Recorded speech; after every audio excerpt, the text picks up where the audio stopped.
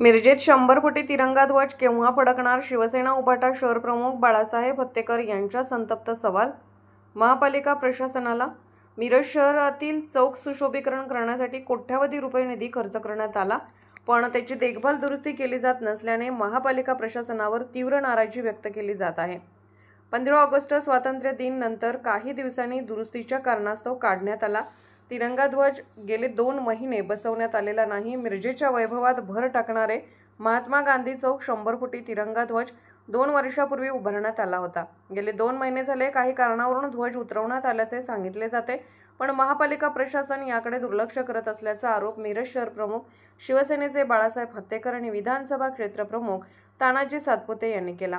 महापालिका प्रशासनाला कोणतेही गांभीर्य नसल्याचे दिसून येत आहे, त्यामुळे शिवसेना पदाधिकाऱ्यांनी महापालिका प्रशासनावर तीव्र संताप व्यक्त केला जात आहे। सांगली महापालिका मुख्यालयातून कारभार सुरू असल्याने मिरज शहरातील प्रश्नावर तोडगा कधी निघणार असा सवाल केला।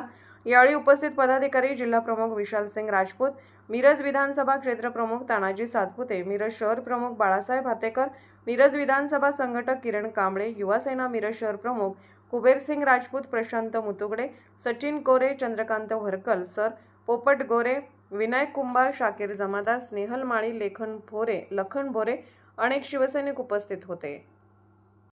शहराच्या वतीने गांधी चौक येथे असणारा राष्ट्रीय ध्वज 100 फुटी असणारा राष्ट्रीय ध्वज आज उतरवलेला आहे।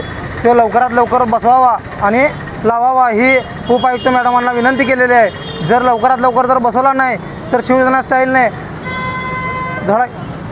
स्टाईलने आंदोलन करण्यात येईल।